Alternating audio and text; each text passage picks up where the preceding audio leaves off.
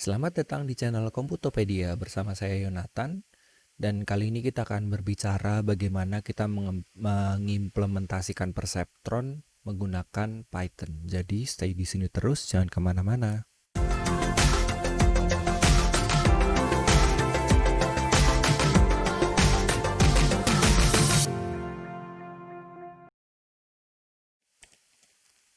Nah, pertama-tama kita harus mengimport library yang akan kita gunakan, yaitu NumPy. NumPy ini merupakan library yang banyak sekali operasi array, operasi matriks, operasi vektor seperti itu ya. Nah, jadi di sini nanti kita bakal menggunakan NumPy ini untuk menghitung weight, menghitung output dari perseptron itu sendiri. Nah, pertama-tama kita import dulu library-nya.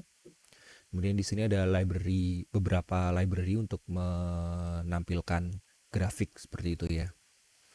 Nah, kalau teman-teman masih belum mahir menggunakan Python, nanti kamu bisa lihat, bisa tonton series kami yang lain yang berjudul Programming for Scientists. Seperti itu ya. Bakal saya taruh linknya di pojok kanan atas. Nah, setelah itu mari kita lihat. Nah, di sini kita punya dua buah dataset. Dataset yang pertama adalah dataset fungsi n, yang kedua adalah dataset fungsi OR.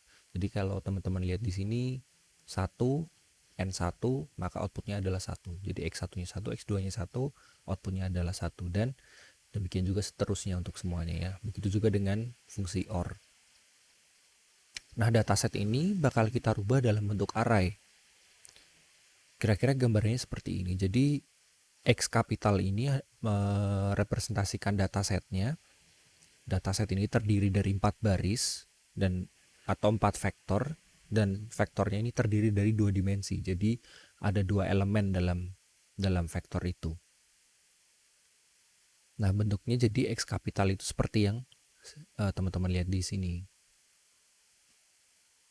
Caranya bagaimana? Kita tinggal menulis seperti ini, teman-teman. Jadi kita definisikan array, NumPy array, yang kita tulis ini np.array, dan elemennya seperti ini. Jadi mirip dengan ini ya, teman-teman. Kemudian untuk outputnya sendiri, nah di sini kita sesuaikan dengan output ini. Jadi misalkan di sini fungsi n hanya output pertama yang 1 dan sisanya 0, maka bentuk arraynya seperti ini. Nah, kalau array kan biasanya kalau satu dimensi kan dia lurus ke kanan seperti itu ya. Nah, maka kita transpose, kita beri tanda transpose di sini.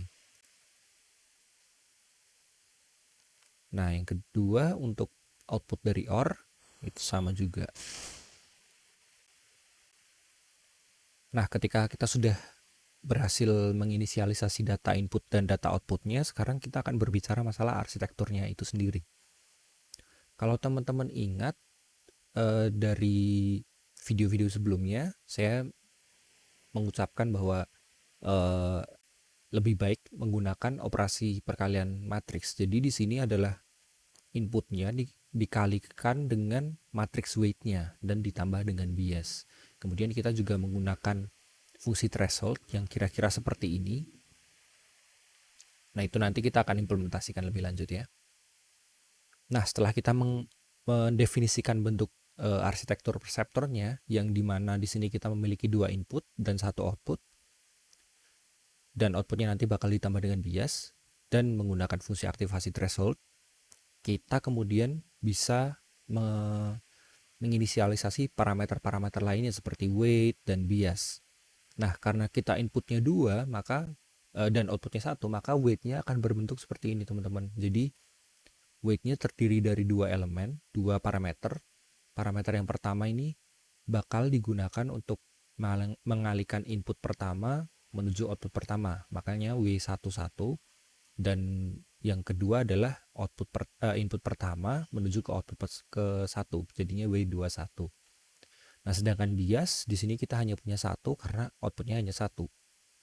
Jadi nantinya angka-angka ini akan memenuhi persamaan ini ya, teman-teman, untuk menghitung net M-nya ini. Nah, kita di sini akan menginisialisasi parameternya secara random.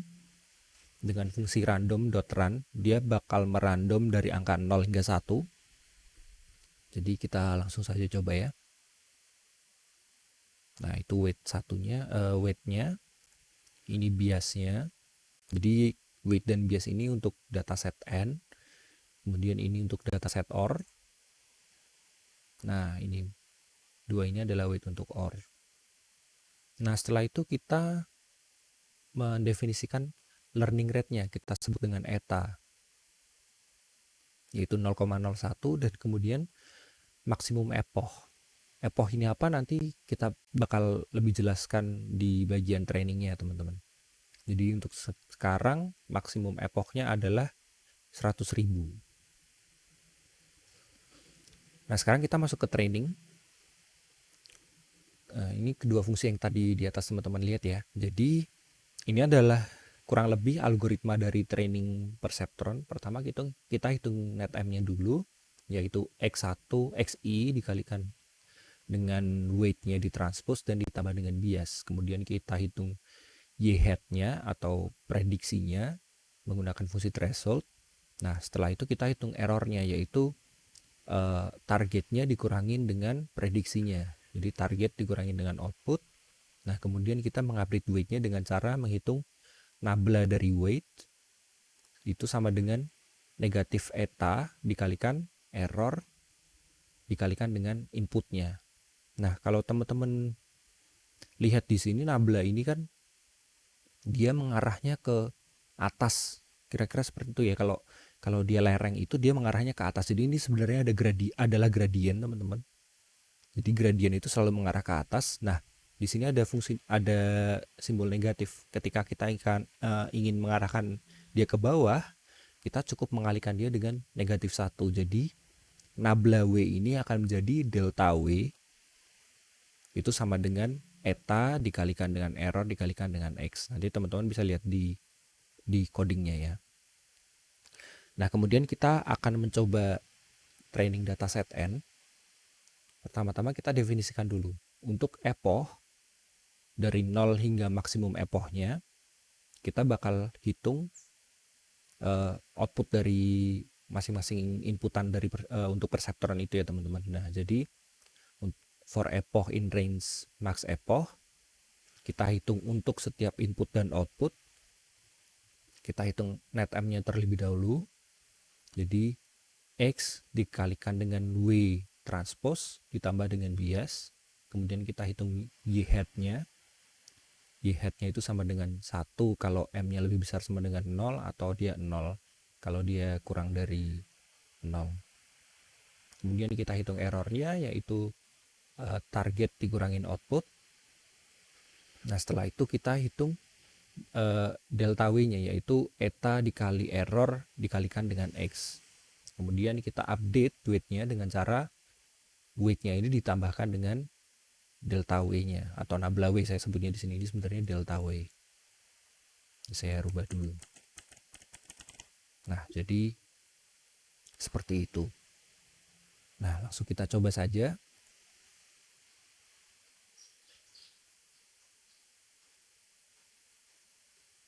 Ya, sudah selesai. Nah, sekarang kita tes apakah dia berhasil mengeluarkan output yang benar. Nah, kita lihat di sini teman-teman, jadi outputnya di sini sudah benar ya teman-teman.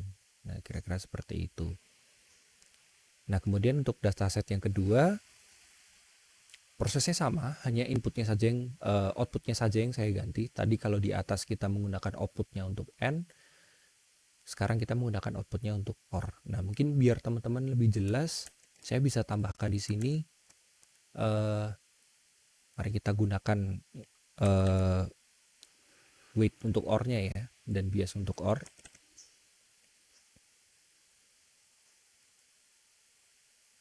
Nah, ini adalah sebelum di training teman-teman. Jadi menurut perseptronnya sekarang untuk semua inputan kita outputnya adalah 1. Nah, sekarang mari kita training.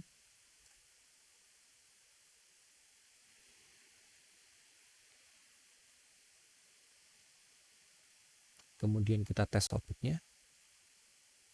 Nah, sekarang sudah benar ya teman-teman. Jadi 1 OR 1 adalah 1, 0 OR 1 adalah 1, dan seterusnya seperti itu. Nah, tadi teman-teman sudah melihat kalau dia perseptron dengan satu input. Bagaimana kalau satu output. Bagaimana kalau perseptron ini memiliki dua output, teman-teman. Jadi, semisal kita ingin menggabungkan output AND dan output OR ini menjadi satu. Nah, kita harus rubah dulu bentuk datanya. Yang pertama, data input kita tetap sama. Yang berubah adalah data outputnya. Jadi, data outputnya yang tadinya hanya satu vektor gitu ya, matriks kolom kita menyebutnya karena dia berbentuk kolom.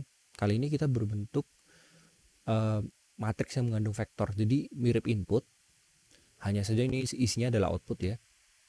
Jadi untuk outputan pertama adalah 1, 1, outputan kedua adalah 0, 1, outputan ketiga adalah 0, 1, outputan keempat adalah 0, 0. Ini sama dengan tabel ini ya teman-teman di bagian outputnya, AND dan OR-nya. Jadi ini sama. Langsung saja kita play, kita run. Nah, ini adalah outputnya. Kemudian untuk weight-nya, nah di sini weight-nya kita berubah. Weight dan biasanya kita berubah karena sekarang kita memiliki dua output, artinya kita harus memiliki parameter yang dapat kita gunakan untuk mengalihkan input 1 menuju output 1 dan input 2 menuju output 2. Jadi W11 adalah input 1 menuju output 1, W12 adalah input 1 menuju output 2. Begitu juga dengan biasnya, bias 1 adalah bias yang menuju output 1 dan bias 2 adalah bias yang menuju output kedua. Nah, langsung untuk kali ini kita definisikan weight-nya secara gamblang nanti supaya kita lebih mudah untuk memvisualisasikannya, teman-teman. Jadi weight yang saya pilih adalah W11-nya 0,05, W12-nya 0,005 dan weight 21-nya adalah 0,09 dan weight 22-nya adalah 0,001. Nah, untuk biasnya saya set dengan bilangan yang sama yaitu negatif 0,001, teman-teman. Kemudian kita rubah etanya jadi 0,001. Nah, setelah inisialisasi parameter kita sudah selesai, kita bisa memulai training kita. Kita run. Nah, sudah benar ya teman-teman. Jadi sudah selesai. Oh ya, tadi di atas kita menggunakan stopping kriteria, yaitu ketika mencapai epoch maksimum maka dia berhenti. Nah, di sini saya berikan stopping kriteria yang kedua, yaitu ketika total errornya itu sudah 0, artinya ketika semuanya sudah benar outputnya ya, ketika outputnya semua sudah benar maka dia akan berhenti seperti itu. Maka di sini saya taruh jika total errornya sama dengan 0 maka hentikan gitu ya. Mungkin saya lompat sedikit. Ini adalah hasil dari outputnya. Nah, seperti yang teman-teman lihat, 1N1 adalah 1, 1OR1 adalah 1, 1N0 adalah 0, 1OR0 adalah 1, dan seterusnya seperti itu, teman-teman. Nah, mungkin di sini teman-teman melihat kok cepat sekali gitu ya. Dan apa sih sebenarnya yang terjadi di sini gitu. Nah, makanya saya ingin menunjukkan bagaimana sebenarnya apa yang terjadi di dalamnya gitu, teman-teman. Nah, kalau teman-teman ingat di pelajaran SMA, kita itu bisa mendefinisikan sebuah garis dengan persamaan ini, teman-teman. Jadi AX1 ditambah BX2 ditambah C sama dengan 0,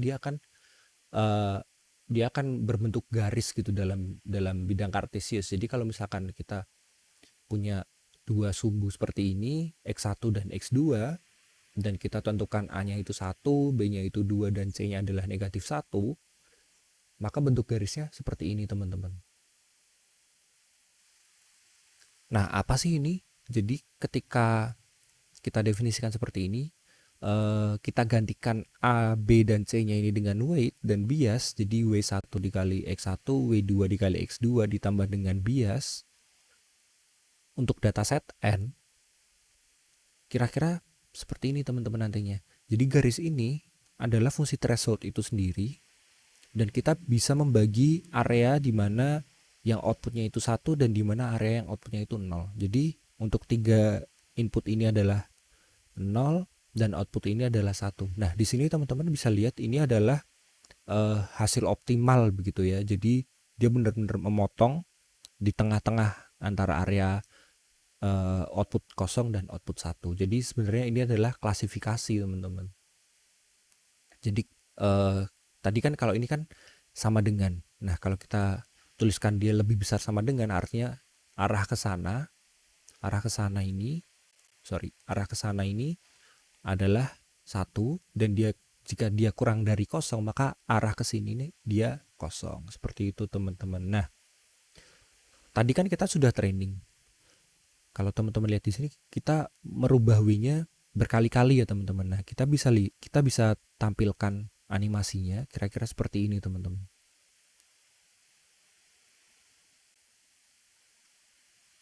Nah, pertama kita mulai garisnya di sini. Ini masih salah begitu ya. Nah, seiring dengan waktu training, parameter W1 dan W2-nya ini atau ABC-nya ini dia berubah teman-teman. Jadi dia bergerak seperti bergerak gitu ya teman-teman.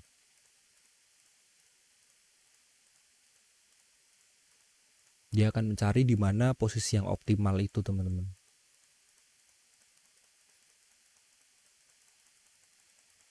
Dan mungkin teman-teman bisa tebak ketika dia sudah mencapai batas ini teman-teman, lewat sedikit seperti itu ya. Mungkin lewat 0,001 karena learning rate-nya adalah 0,001, maka dia berhenti karena dia di sisi kanannya ini dia dianggap 1, di sisi kirinya ini dianggap kosong. Jadi seperti itu teman-teman. Saya akan berhenti di sini terlebih dahulu. Semoga penjelasan saya cukup jelas. Kalau misalkan belum jelas, silahkan tinggalkan pertanyaan di kolom komentar di bawah. Jangan lupa like, subscribe, dan follow Instagram, Twitter, Facebook kami ya teman-teman. Teman-teman bisa cari dengan nama Komputopedia. Saya pamit undur diri dari kami anak bangsa untuk Indonesia.